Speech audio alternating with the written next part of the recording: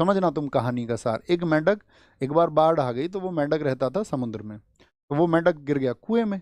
कुएं में एक मेंढक पहले से रहता था, तो दोनों की बातचीत हुई, दोनों की मीटिंग हुई। तो उसने कहा भाई तुम कहाँ से आए हो? तो उसने कहा मैं समुद्र से आया हूँ। तो उस मेंढक ने उससे पूछा कि समुद्र कैसा होता है? तो उसने पूछा यार समुद्र जैसा तालाब है ऐसा नहीं होता है। तो उसने पूछा समुद्र कितना बड़ा होता है? तो उसने, मेंढक ने जो पूछ रहा था सवाल उसी ने पूछा। उसने कहा भाई बहुत बड़ा होता है। उत्तर दिया उसने। उसने कहा कि बहुत बड़ा होता है। उसने, मेंढक ने अपने हाथ फैलाए ऐसे, बोला इतना बड़ा होता है? मेंढक सोच लो तुम कैसे हाथ फैलाए होंगे उसने। वो तो कुएं में रहता था, उसको कुएं की नॉलेज है। तो उसने बोला कि इतना बड़ा होता है? उसने कहा नहीं नहीं भाई बहुत बड़ा होता है। उसने पूरी जान से हाथ फैलाए, इतने इतना बड़ा होता होगा। तो उसने कहा नहीं भाई तुम्हें नहीं पता है। अब मतलब उसको समझाए तो समझाए कैसे इस बात को?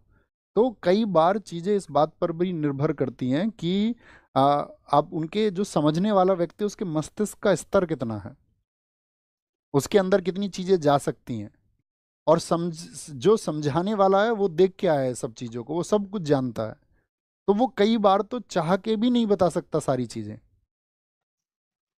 तो इसीलिए आप किसी से जब डिस्कशन करो ना, तो आपको ये देखना है कि जिसको आप चीजें समझा रहे हो वो कहीं कुएं का मेंढक तो नहीं है, जिसकी सीमित मानसिकता होती है। तो उसके ज्यादा चक्कर में मत पड़ना तुम, नहीं तो जो अपनी आइडियोलॉजी है उससे भी हाथ धो बैठोगे।